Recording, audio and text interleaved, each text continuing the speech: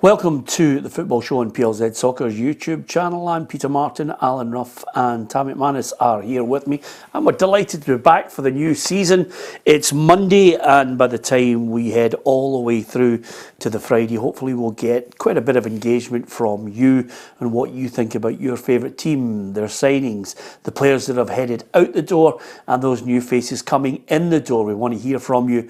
Don't forget to hit the subscribe button on our YouTube channel. If you download the app, you'll get all the breaking news at your fingertips. Ruffy, it's hard to believe it. Yep. Summer isn't over, but we've had a well-earned break. Certainly have. It's too long. I keep saying that every year. You enjoy it when you get it, but then as the days go on, you want to go back. You want to start talking about the football and what you've been missing. Yeah, absolutely. Over the summer, though, it was good, though, Tam, because we had the European Championships to look forward to. And in some ways, I thought there was a lot of games that disappointed. And amazingly, without starting off in a kind of an anti-English campaign, but I thought England had an easy run all the way to the final, and then eventually they got their comeuppance. Yeah, I think that's been the case with England over the last few tournaments. I think they've had a good run, games they should be winning, and then they've come up against a good side and they've came up short. It's not always the best team wins the tournament, Peter, so I'm glad this time the best team won the tournament. Spain were the best team by a mile in the tournament. For a split second, I thought when England equalised, they might go on and actually steal the Euros, but Spain went on and won it. So I think we're glad that the best team won, but we're disappointed. Obviously, we were there. We're disappointed in the Scotland performances and results, and hopefully they can improve that for the Nations League. Yeah, do you think we missed Ruffy when we were over there, Tam, to be honest with you? No, I don't think we did, no. I don't think we did. 11 days, 10 days with Ruffy you'd have been struggling. Yeah. You'd be hardened over there, on a few pints. Now. Absolutely. If I can pay you a compliment, you definitely step. You were the man who got the golden jersey, because you know that way where you head to a 10-day trip, you have low expectations. It was. I was a consummate professional, by the way. You were indeed for the first time ever. You were indeed the consummate professional, but it was great, Ruffy, and I have to thank so many people that we ran into who were basically Scotland fans that mentioned to us that they watched the programme from near and far, Tam. Yeah, there was. I mean, we've seen them we interviewed the guys from New Zealand. We've seen people from Australia, from America. Yeah. There's so many people that watched the show. We gave away a lot of prizes and all that. So it was great interacting. It was eye-opening, I think, to see how many people actually watched the show. There was loads and loads of Scotland fans who actually watched the show as well. Yeah, from not only the UK, but as Tam mentioned there, New Zealand, Australia, Canada, America. It was just absolutely fantastic. So thank you to you all for your support, and hopefully that will continue into the new season. And with that in mind, to be perfectly honest with you, Ruffy, the fans were magnificent. The team weren't. No, they weren't. I think the first game was disappointing. I think Porteous getting sent off didn't help things. But, I thought we were all led to believe we were going to have a go. And I can understand coming against Germany, the home nation, why you wouldn't have a go. You'd be disciplined. But as soon as the first goal went in, then the second one went in, there was no way back at all. But as the game progressed, I think the last game was a disappointing one. When you've got to win it.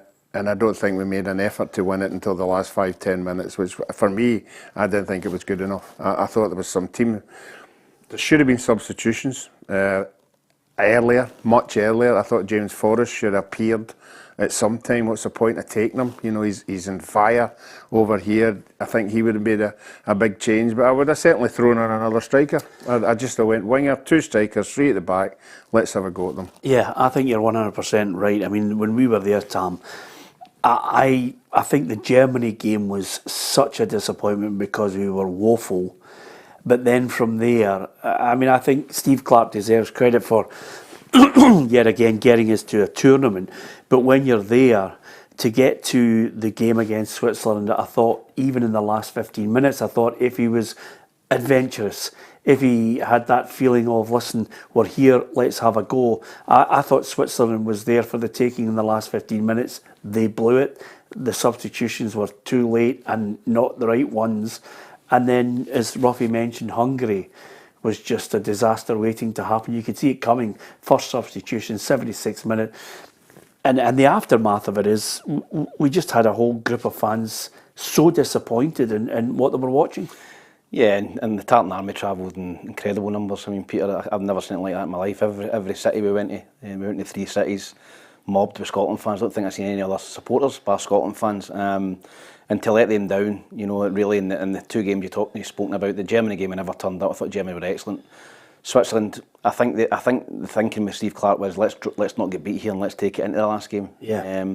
Whereas you could have went for it in the last 15 minutes. If we lose that game, we're out. So I kind of defend him a little bit on that game, but the last game we were woeful. We didn't create a chance in 70, 80 minutes, and as Ruffy said, the last 5-10 minutes we started to have a go and it ended up because Hungary had to win as well to have a chance. So yeah, really, really disappointing, particularly the way we started in the group. You know, we beat the champions. Yeah, they went on to win it. We beat them comfortably at Hampden, and we're unlucky away from home. You know, played well, so we've got it in us with a big performance, but we just never done it in Germany. I just wonder, just in the aftermath of it all, you know, obviously Spain rightly went on to win the tournament because they had fabulous footballers and they entertained and they were on the front foot, and they also had a key element that a number of teams didn't have, which was they had players who could beat a man, which was a joy to watch. I wonder what Steve Clarke will be thinking now. He's got possibly 2 years, I think, left in the contract. Does he have enough in the tank with the squad that he has? Is there enough coming through? Because I was reading there only 24 hours ago, I think, that, you know, Liverpool are looking at Ben Doak to put out on loan. You know, do we have enough of that calibre of player? Is he somebody that could step forward and give us options? I think he can, Peter, but he's got to play every week. I think, you know, just being part of the squad at Liverpool's not enough. I think that he has to go and play, whether it's the Championship in England or whether it's the Premier League up here. He needs to go and play a full season. I think he's very, very talented, but he needs to play football. I don't think he's going to play for Liverpool. So he's definitely one. Tommy Conway obviously came in and you know, looked sharp in the friendlies. I think he's out of contract at Bristol. I think there's a few clubs sniffing about him. I think there's a few coming through. Billy Gilmour's still young, and you know, it might be a changing of the guard, but I don't think it's going to be quite yet. I think they'll get another campaign out of them. This Nations League, you'll get another campaign out of, you know, your Hanleys and guys like that, and then I think after that, I think there's got to be some, you know, 3 or 4 fresh faces coming through to push in. Interestingly enough, Ruffy, I wonder, does it need a fresh approach from the manager?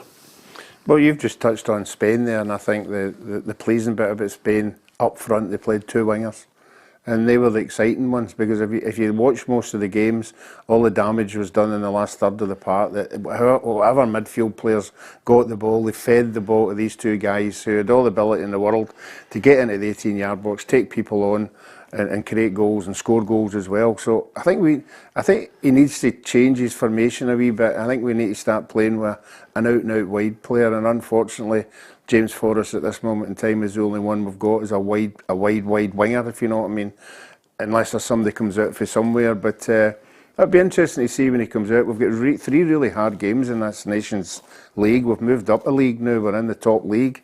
You know, he really has to get players and set to a formation and stick by them, you know, and hopefully we can get back on a winning run, because we're track record and we're form.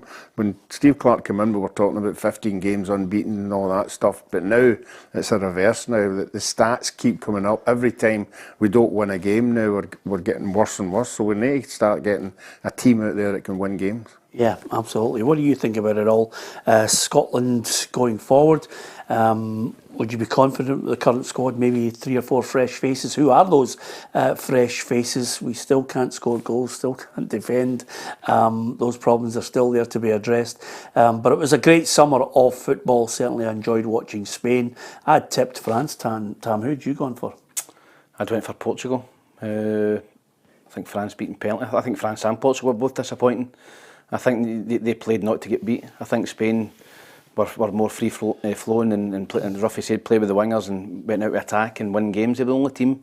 England were the same. They were kind of counter-attacking, cagey. France hardly scored a goal. Yeah. You know, so I was honestly, I was glad that Spain won it, because it was not just a victory for the best team, but a victory for football for me. Yeah, absolutely. Just as a footnote to that on the England situation, and this is something that sometimes, you know, I wonder if we're guilty of it right across the UK, but I think especially down south, the expectation far exceeds the reality.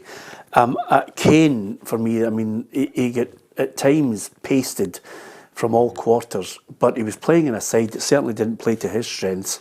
And over and above that, Ruffy, I think they elevate players to what they think is world class, when really they're not. They've got great players. They haven't got world class. I mean, Bellingham will be I think, a world class player in the future. Yeah. But he's still learning his trade. Yeah, that was the thing I couldn't get my head around. Every time I seen a game, you know, they were talking about Bellingham up there being world class. I never seen him doing anything world class. In any of the games, you know, I know he's a wonderful player and a great player to watch. I think, unfortunately, England have got more individual players, you know, rather than a team, collective, who are all going out fighting for each other. I do think they're hard to beat because they're well organised, but certainly they never excited, you know, and I was getting particularly worried on holiday because there was a lot of English supporters in my hotel, and every time they went to another round, you could see the English shirts coming out in force. And fortunately I left in the semi-final because I don't think I could have bared that another night. Well, listen, at the end of the day, well done to Spain. We're looking forward to a new domestic season. It's already up and running as far as the Premier Sports Cup is concerned. And then, of course, you know, you get a situation where suddenly the big boys come into the equation in the last 16. I think we can look at the draw for it after all the games that have taken place.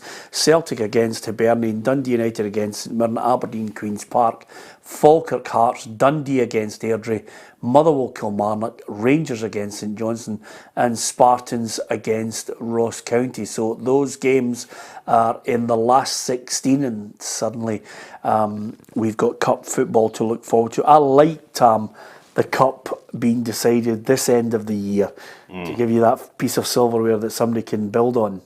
Yeah, because I think it was usually kind of February, March, the final of the League Cup. And I agree with that. I think the final's just before Christmas. I think it's great to have a trophy in the cabinet, whoever club it is. The draw there, some great ties. Fair play to the Spartans, you know, getting through into the knockout stage is fantastic for them. Hibs will be ruined losing that game to Celtic Hearts. You know, if Hibs win that game, they finish as one of the top three and they're seeded and they avoid Celtic. So it just shows you, you know, obviously Hibs were still going to go through, but the fact is they've got Celtic away because they lost that game against Celtic. You know, Falkirk got home to Hearts. You know, some really good ties there. And as I said, I don't like the seeding. I think it should just be an open draw, Peter. But it's thrown up some really, really good games. Financially, it's quite lucrative for the smaller clubs. If you get through, for Spartans especially, if you get through and you get a Rangers or a Celtic, or even a Hearts and a Hibs, but to get back to Rangers and Celtic, you're talking about 100,000. No, in the kitty, and you keep hearing managers at a start of this season saying my budget's tight, this is that. If you draw one of them, then you get a wee run, because this is a cup that you can get a wee run in and you can go right to the semi-final. They need the money, and a lot of them will be rubbing their hands, you know, that the draws that they've got. Yeah, absolutely. You can give us your views on the football and your favourite team. We'll talk about them individually as well shortly. Thanks to so many of you. James says Scotland squad needs some youth added to it, needs some width as well. The national team says Shug, not good, no world-class players, decent midfield, but the real problem is strikers. Duncan Ferguson was the last proper striker Scotland had. Welcome back, says Patrick. Delighted to have you boys back. To suggest Kane is not world class as well, to be nice, stupid, says Kevin. Well, to be perfectly honest with you, at the end of the day, what I said about Harry Kane was that he didn't get the service. He was, if you listened, Kevin, he just didn't get the service. They have elevated a number of their players. I was there at the Champions League final. He's at Real Madrid. He's a great player, but he's not world class. World class, in my mind, is a regular player who can play and perform at the highest level, Ruffy, and makes an impact in a game. Now, maybe my standards are a wee bit higher than most. I think Kane is world class. My point being, I don't think they played to his strength. You're right, you know, I would agree with 100%. They don't play to his strength. And see, if you would take Kane out of that England team and put him in the Spain side, he'd score goals on that side. Oh, absolutely. With the two boys that are wide and the two boys that are getting into positions and putting balls in. That's when you see him. I just think he was unfortunate. I think obviously he was carrying a wee bit of injury, but he sort of, as the games went on, he started trying to go and look for the ball rather than being in there, waiting and it coming in, and it never came in. to his assets. Yep, absolutely. Just before we move on to a number of things I want to talk about, guys, because obviously, Monday, by the time we get to Friday, we'll have to offer our predictions, which are usually wildly off the pace. But we'll offer our predictions on who we think is going to win each tournament. You can give us your thoughts as well. Give us your thoughts on the players in and out at your favourite side. Are you happy with the business that's done at the moment? Are you angry? Are you looking for major changes? Do you want some transparency, some answers from your club as they prepare for the new season? We'll take a stab at who we think is going to win the title, who we think is going to be relegated, and who we think will be in the playoff. And it all starts again. I wonder if do you get more enthusiastic, Ruffy, because we have to wait closer to the window closing or closer to the season starting? Yeah, I think every supporter, obviously looks at the transfer window, coming in, going out. A lot of them are anxious. A lot of the clubs get it done pretty quickly. Some don't. They hang on. And I think the supporters are a wee bit anxious, particularly Rangers. I'm talking about Rangers and Celtic. I think Hibs and Aberdeen have just got to get better. They've got to get better for the league. They've got to have a more consistent performance. But whereas Rangers and Celtic are concerned just now, as far as the Celtic supporters, I think they've got to be anxious. It's okay saying, yeah, we're going to bring players in, If O'Reilly was to move, I think all hell would break loose.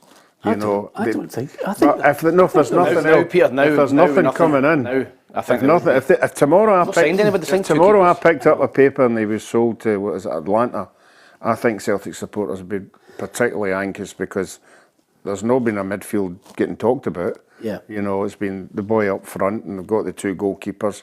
I think Celtic supporters will be particularly anxious as the week goes on. I know Brendan Rodgers has said, there'll be players coming in by the end of the window, but they've got to come in. They've got to come in. Well, I don't want to start, and I'm in quite a positive mood about Scottish football at the moment because obviously I've had the summer from hell, so I'm trying to change my attitude, Tam. But I've been in this movie 1,000,001 times before with regards to Celtic and Rangers and the spin that goes on and the late signings that undoubtedly are coming and who's in control and who's calling the shots. I could make 1,000,001 programmes on it. The one thing that I think is strange is we have both sets of fans looking at it and they're far from happy. If you're a Rangers fan right now, you're looking and saying to yourself, is it clear that Clement is he settled? Does he look as if he's happy with what he's been sold? Are the fans being told, the real situation with the stadium and the ongoing works there that it's forced them out to Hampden? Are they happy that they've got enough signings that suggest that Rangers can wrestle the title away from Celtic? These are all the unanswered questions at the moment. And how many more players are heading out the door? And how many players are coming in that are actually going to make, a telling contribution? That's your Rangers predicament. And as Ruffy's mentioned there, if you listen to Rangers fans, then you listen to Celtic fans. Celtic fans are thinking, wait a minute, we've been in this movie before. They're thinking to themselves, late signings, two goalkeepers, Ida and Bernardo deals not done, dragging on, heading towards that end of August transfer window. Yeah. First the Rangers, Peter. I think that the Rangers supporters are obviously concerned. I think that Philip Clement does need time and patience, but I think that if you look at the Rangers squad over the last 2-3 seasons, they haven't been good enough. And I think that Philip Clement is clearly coming in to rip it up and start again, Peter. He's getting rid of big earners. Ryan Jack's out the door, Goldson's out the door, Barisic's out the door, Lundstrom's out the door. I think Tavernier will go as well. There's 5 big hitters out the door. Yeah. I think it needs a freshness at Rangers. I understand that Rangers supporters will be concerned, but I wouldn't be. I think this has been needed, Peter. I think this has been needed at Rangers for 2 or 3 seasons. They needed to get rid of all these players, and bring winners in, bring better quality in to challenge Celtic. In terms of Celtic, I think better quality costs money. I don't want you to jump. Don't jump onto Celtic right now. Just bear with me on what you're saying about Rangers. Better quality needs money, which the proof is in the pudding. I think between now and the end of that window, not only is it crucial that he gets that quality that you're talking about, but he also has to make sure that they don't suffer what they suffered last season, which is players coming in, either being injured, not making a contribution, and suddenly, I think it's a foregone conclusion, Dynamo Kiev are on the horizon. Yeah, Dynamo Kiev is going to be a hard tie. I watched them against Partizan Belgrade. I think they won the first leg 5-1. That's going to be a difficult game for Rangers, and obviously they need that money to try and get into the Champions League. But no, Peter, I think they're doing better quality players in. Tavernier's a strange one for me. A lot of Rangers supporters want him out the door. For me, he's a one out of the 5 or 6 that I mentioned I would keep, simply because I think quality-wise he's got it. Domestically he's got it. Okay, he struggles a little bit in Europe, but to get a right back that can defend in Europe, you're talking £10-20 million. So I think Tavernier, for me, I would keep. I think the other ones Rangers need to get rid of. Cantwell's another one for me. Yeah. I'd get rid of him as well. I think that he's come in and not made the impact that the supporters wanted. And I think they've got to have a little bit of patience. I think the players that Rangers are getting linked with, they've signed Czerny, he's got a good pedigree at Wolfsburg, Czech international. I think the players that they're getting linked with, if they can bring them in, I think they'll be a better team this season, Peter. I think that he was left a lot of average players with Michael Beale. You know, to put it politely, he's got rid of one of them back to Holland. I think possibly he could get rid of another one in Dessers. So I think he's looked at that squad and think to himself, we're nowhere near good enough. We need to get rid of 5 or 6. We need to bring 5 or 6 in. So I understand the Rangers supporters being a little bit, fearful of players coming in and out. But for me, it's been needed, Peter. It's been needed for 2 or 3 years. So if I'm a Rangers fan, I'm thinking, let him get on with his job. Let him get on with it. Let him clear the decks and let him get players in. Yeah, I think he's got to get the time. The proof is always in the pudding, Ruffy. There are, and again, we love the fact that there's written newspapers, you've got your radio broadcasters, you've got your TV broadcasters, you've got all sorts of people offering their opinion, you've got fanzines, you've got what I call the ultra fanatics who will only hear, green, blue, maroon, whatever, tangerine. They only want to hear positive things and they don't want to hear the criticism. The one thing that is evident throughout the season, and we always mention it to our journalists as well, never let your eyes deceive you. Cantwell was a sand dancer for me. He was one of those players that was too busy posturing rather than thinking, I've got to go and deliver for Rangers. It's no surprise for me that he's chapped the manager's door and said, look, I want to go to pastures new. If I was a Rangers fan, I'd say not only let him go, even before he chapped the door, I'd be saying, find yourself another club. Well, I think it was noticeable at a part of the season when I think it was a European game, wasn't it? He hauled them off after 20 minutes. And if managers don't think that you're playing to the way the system and you're just doing your own thing, then the game's moved on now. You have to be really exceptional to have that kind of player on the part. And I think the writing was on the wall for him after that game. But I think the Rangers manager is working. The players that he's bringing in seem to be on a budget. Do you know what I mean? I think he would love a bigger budget. Yeah. I think if he had the chance... Every manager would drop Yeah, but I think if he had the chance to bring in a better player, he would do it. But he's now been told this is the budget, this is who you can bring in. Again, we're still seeing the loan players coming in, and that means they're on obviously quality wages, but they're not laying out so much money. It'd be interesting to see what the Finnish article is. I think the jigsaw puzzle is all over the place just now with Rangers, but once we get to Celtic, I think it's the same over there as well.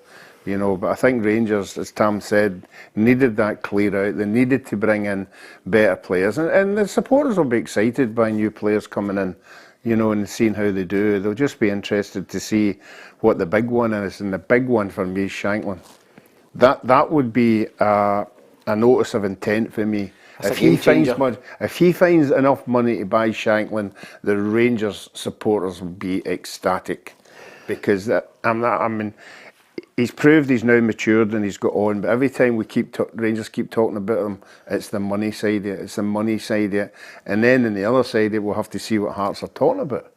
We've not got Charlie Adam here to put a price on Shankland, so it would be interesting. He's running into last year his contract, so but Hearts will not. I don't think Hearts will fall into that trap. No, they'll just say, hey, this is it. This is what you've got to pay here. I believe that Hearts are thinking to themselves, well, we're prepared to keep him and let him go for nothing. But if Rangers put in £2 million, £2.5 million, £3 million? Are they going to knock that back just to have him for one season? Well, they're adamant, quite simply, that they want the 4 or 5 million. I mean, they're absolutely adamant. For a player with 1 year left, they're never getting that, Peter. No, but the other thing about it is, I have my doubts right now. I think there needs to be, I don't know, I think we're not getting a clear enough picture from Ibrox on what's going down, especially with the stand. I think that's irking a lot of Rangers fans, the extent of being out of that ground all the way through to November, because it will be for the European matches. That's the first thing. And then Hampden. And Hampden, as Celtic found out in the 90s, is a soulless place if you're not playing well. And that's the first thing I think is annoying them. The second thing is, if you're Rangers and you want a Shankland and you've got the money, you go and get him. You go and get him. Get him in there, get him in the season, get him in at the crucial time where he is able to settle in to play the crucial qualifier. The qualifier's massive for them. This isn't one of these situations where you're saying, oh well, they dropped down to the Europa League. Getting into the Champions League gives you a whack of cash in this new format. These 8 games are absolutely massive. It's anywhere between 40 and 60 million. And that is a real huge shot in the arm for Rangers. So I'm looking at the stadium, I'm looking at the delays, I'm looking at the move to Hampden, I'm looking at the recruitment at the moment, and I'm saying to myself, it's no surprise the Rangers fans I speak to are looking and thinking, this side does not look as if it's capable of beating what is the bookies' red-hot favourites, which is Celtic. And I think Celtic, as we switch our attention here, I think Celtic are in a situation where, as ever, their board, who are older, wiser, just look at it and say, well, you could have potentially 150 to 200 million in the bank. They're building a new complex at Barrowfield. They've got add-ons that they could get from Frimpong, the sale of Matt O'Reilly, money coming in hand over fist and season ticket money. You can't get the waiting list for season tickets is absurd. So it doesn't matter what they do, it doesn't matter what message boards are all going mental about the lack of signings. Quite simply, Celtic's board can sit there and say, let's wait. Rangers are not in a place where they're capable of really taking the title off us. That's what they'll be thinking, and they'll be looking and saying, can we wait and duck and dive on what we need for the Champions League, because we're guaranteed the money anyway. Well, if they're planning to be competitive in the Champions League, Peter, they need to sign 4 or 5 players.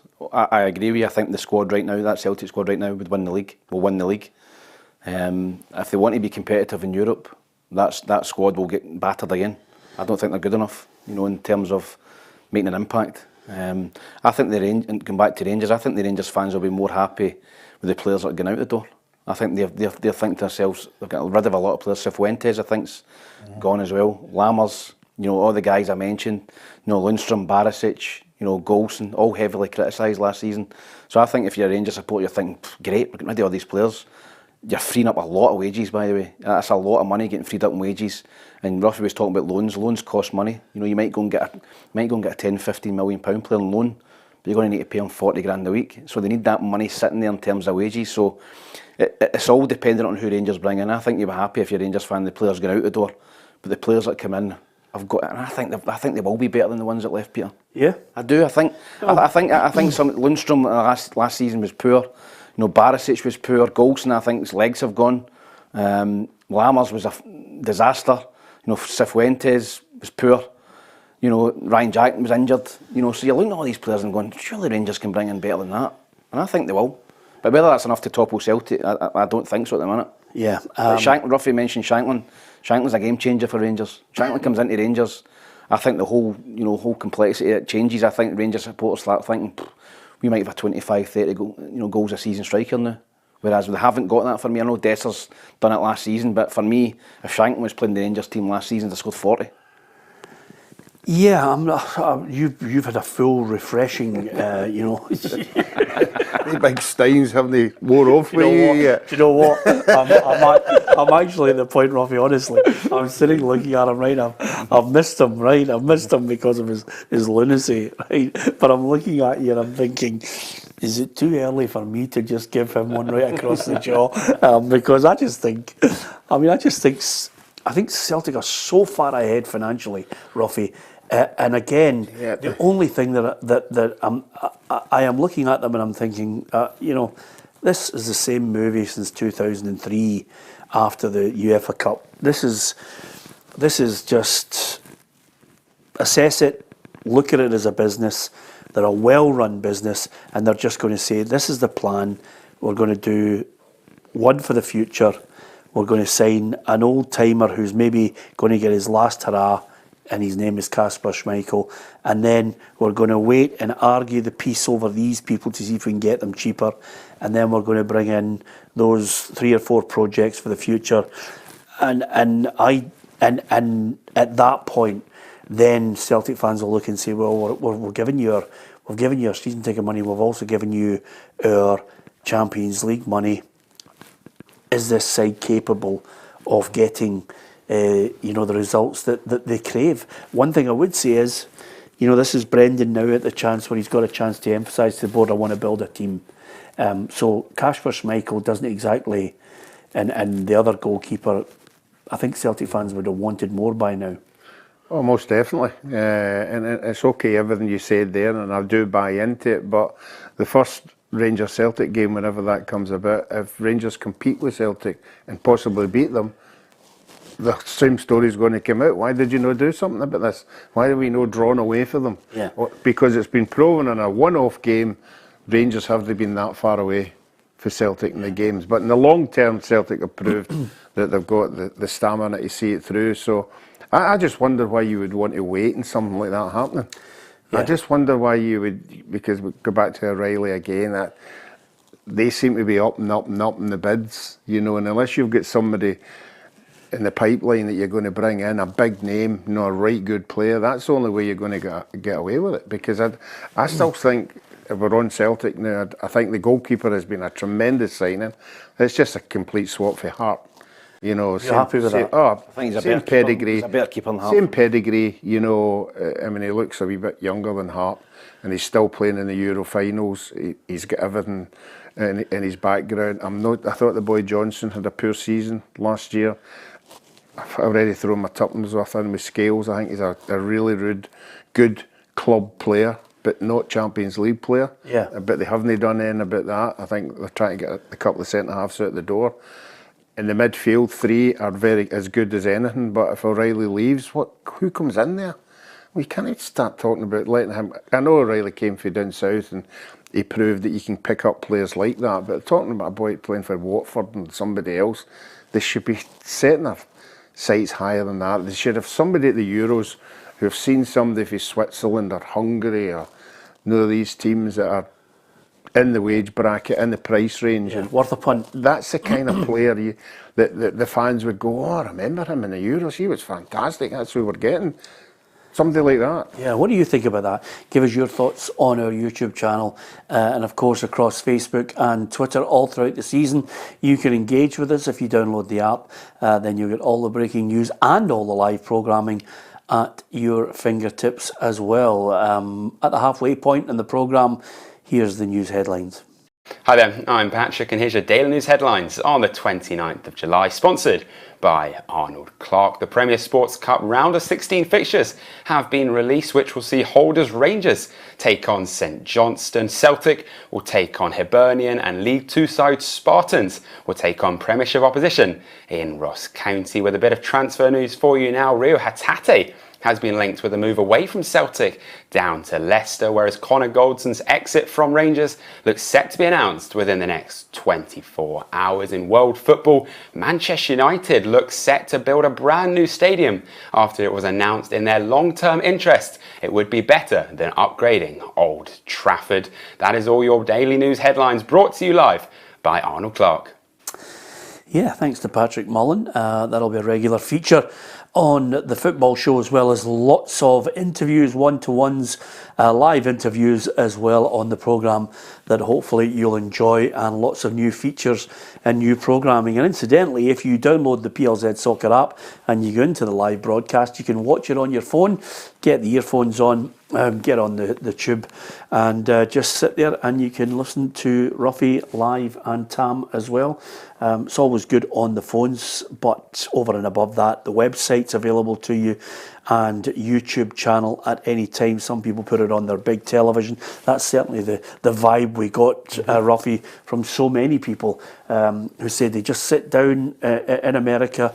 I wish I could remember the guy's name, with his Chad? son. No, it wasn't Chad. Chad Hogan. I wish I could remember the guy's name. It was Gary, I think, or Guy.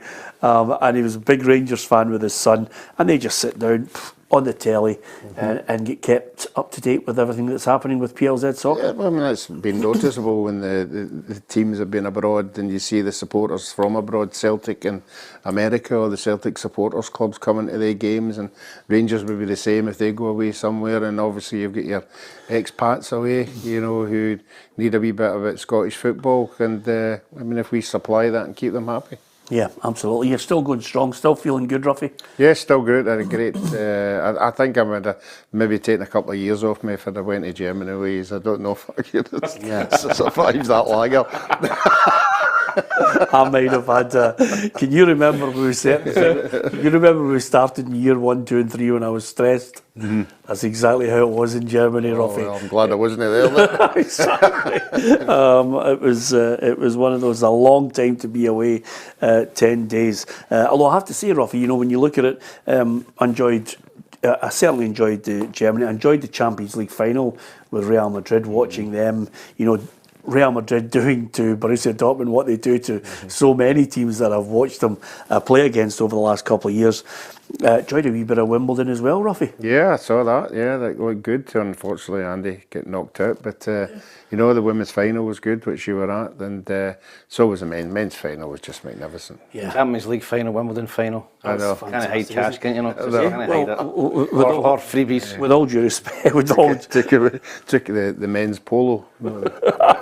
You know, down at No. I'm Lords. going to head to the Dundee Derby this weekend. I'm really looking forward to it as well.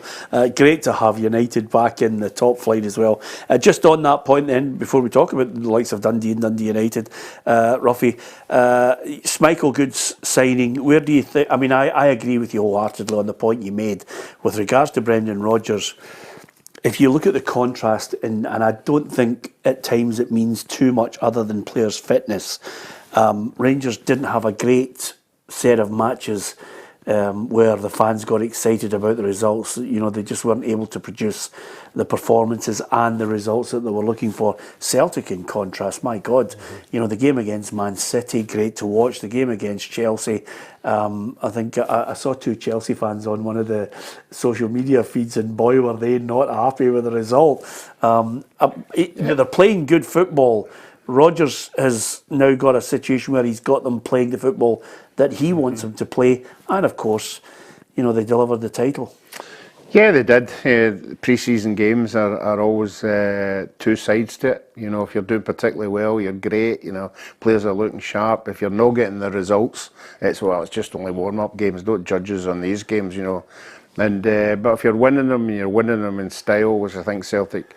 Obviously, the game of Man City was good to watch. But again, for me, I think the back 4 needs to get shuffled a wee bit. Midfield 3 are bang on. The 2 guys out wide, you know, Palma and the other Kuhn look good, but they've not produced the consistency that the other 2 had. Abada and the boy went away. Was it? They've not produced that consistency yet. If this is a new year for them, if they're the 2 kind of players that need a year to settle and just blend in, and they can produce the form that they 2 wide guys are, then Kyogo will start scoring more goals. But I still think the Celtic supporters want a big bit of quality. The beginning of the season, you've already touched it, Tam's touched on it. Do they want a good home season? Do they want to win the league? Do they want to win the cup? Or are they going to get excited again about just getting into Europe and the lights coming on? Yeah. What is it you want? You know, what are you telling your club Do you want to be better in Europe, or do you just want to keep winning leagues and cups? Yeah, lots of people engaging with us, and thank you very much for your support as we get ready for the new season. Gary Connor says, Peter, can you call Charlie Adam and get the real valuation on O'Reilly? I think 450 grand. Yeah, 450 grand Celtic have to pay Atalanta. Well done to Charlie. Fleetwood. He got a good result there, didn't he? Yeah, absolutely. Yeah. After being relegated.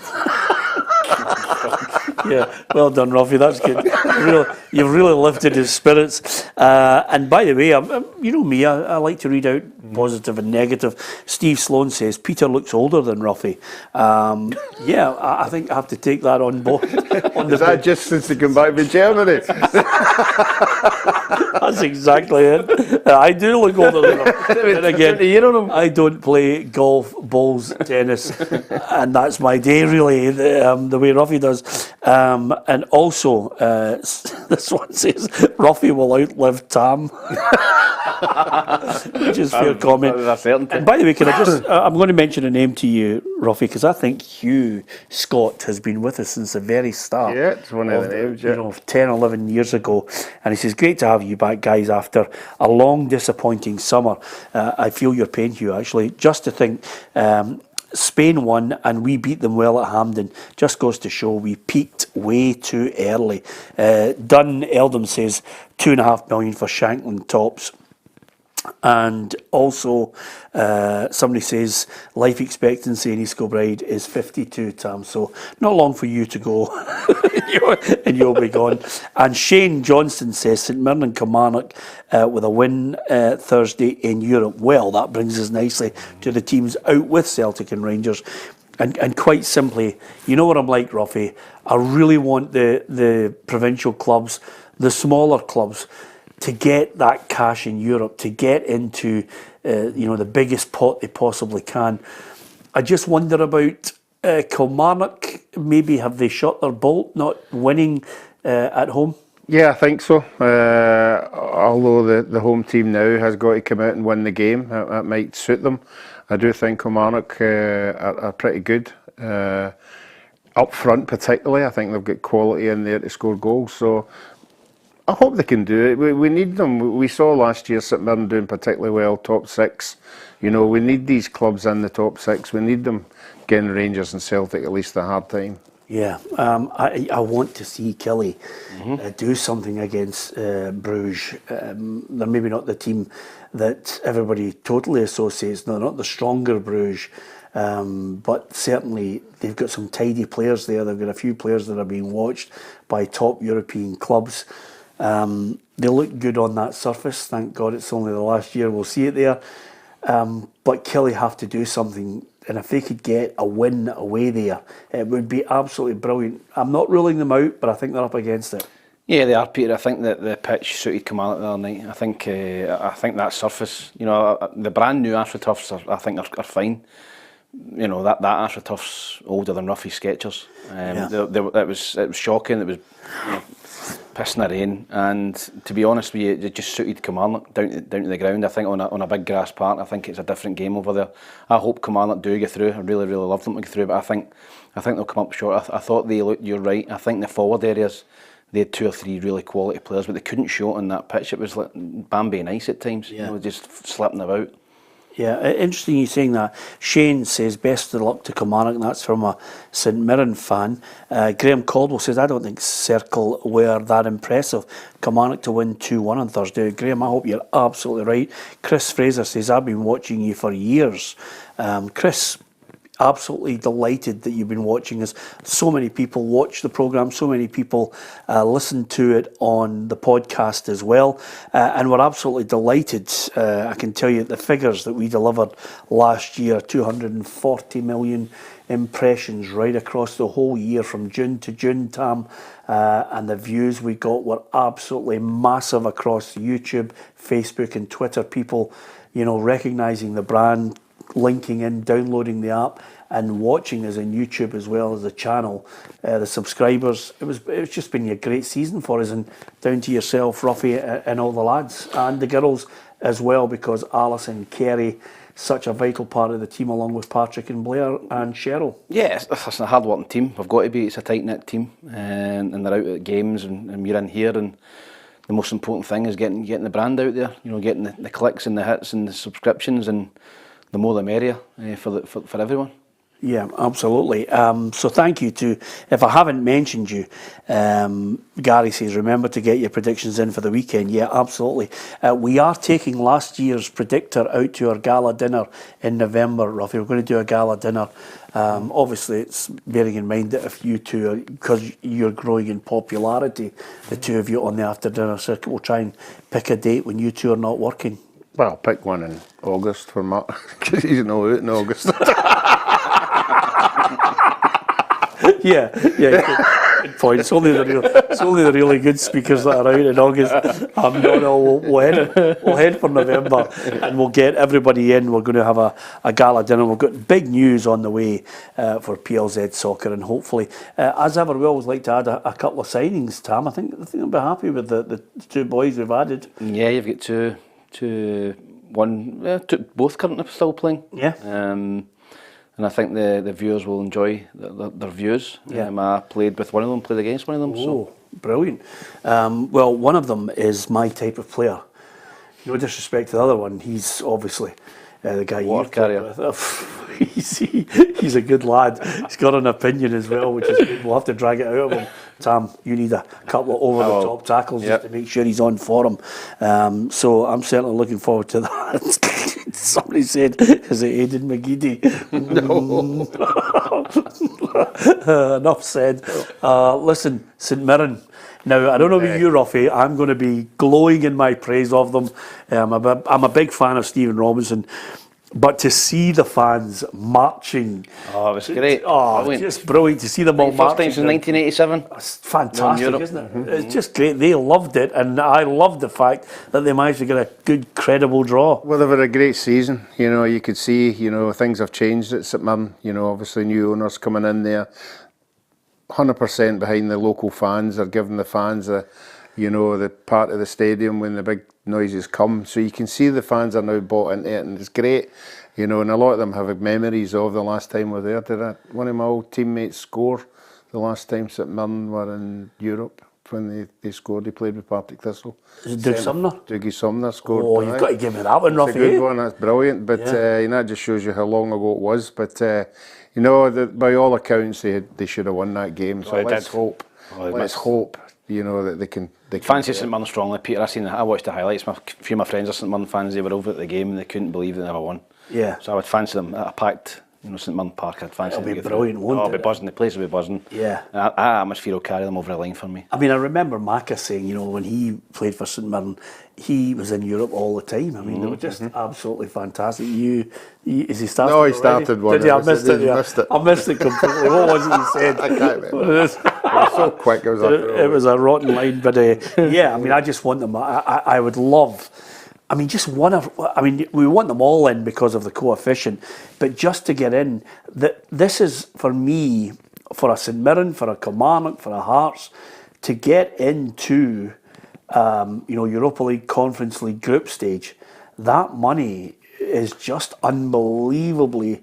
It changes and alters the budget and the players and the standard of player for the next couple of seasons.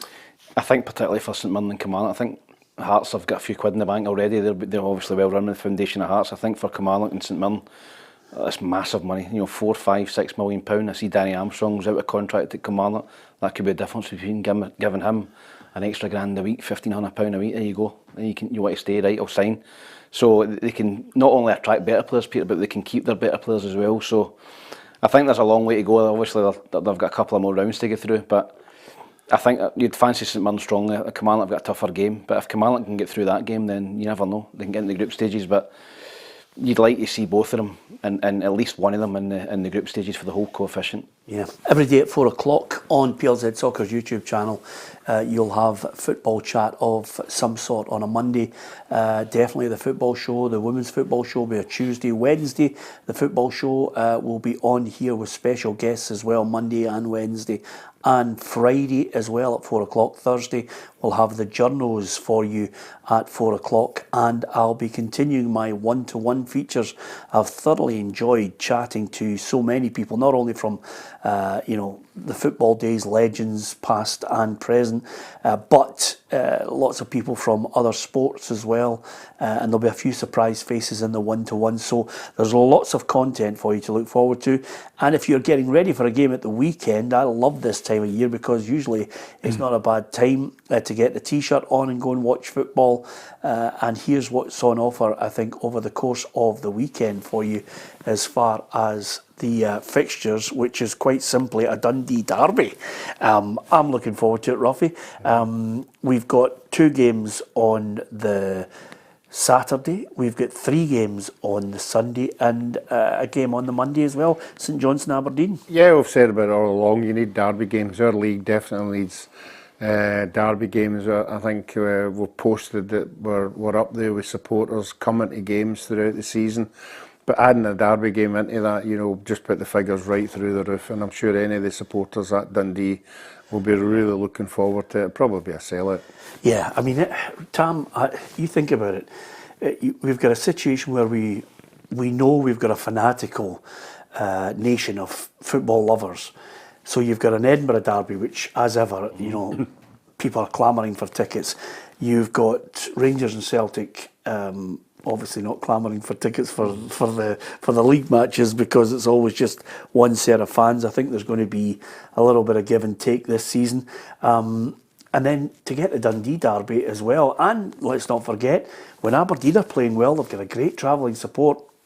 Yeah, I'm glad that Dundee United are back in the league. I was fortunate to play in that derby, a couple of derby games for Dundee, and the atmosphere was electric at both games. The whole city, it gets behind by either side. The Edinburgh Derby as well. So no, you're right. I think that game over the years, that Dundee Derby's been filled with goals and incident. There's been, big scores, hasn't there? There's been big scores. I think there's been a 5-1 or a 6-2, and for the first time in a long time for me, Dundee got into favourites.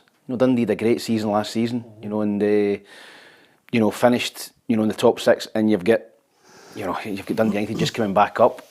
I don't think a lot of fans are still convinced about Jim Goodwin. They've got off to a slow start in the League Cup. So for the first time in a while, I think Dundee get into this game as favourites. Is the first Rangers Celtic game Hampden or? Yeah, well, I can tell you right now, Robbie. I'm just going to look at wondering if Celtic the first Park. one with Rangers not been. It's on the 1st of September. It's a 12:30 kick-off. At Celtic it's Park. Celtic Park. Well, yeah, that saves the carry on with the stadium. Ibrox not been ready. I'm sure they'd want to play Celtic at Ibrox rather than Hampden. Yeah, I mean that's again. I think when's the second one, Peter? Well, if my memory serves me correct, Tam, I think there will be a small contingent of Rangers fans, more than has been before, that will be allowed into that match. That was agreed at the tail end of last season. Is that fair?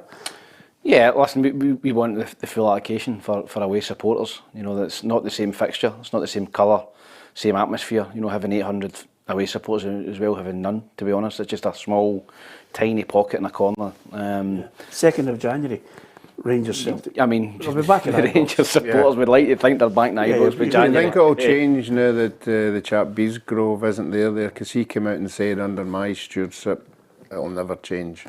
Do you think there'll be a different aspect of thinking about it now that he's not there? With regards to the... Well, he said there'll never be a 3,000 or 4,000 or 5,000 visiting support while I'm here. Well, I'm sure it was him that said that. Well, he's away. That's what I'm saying. So I'm wondering if there's going to be a change.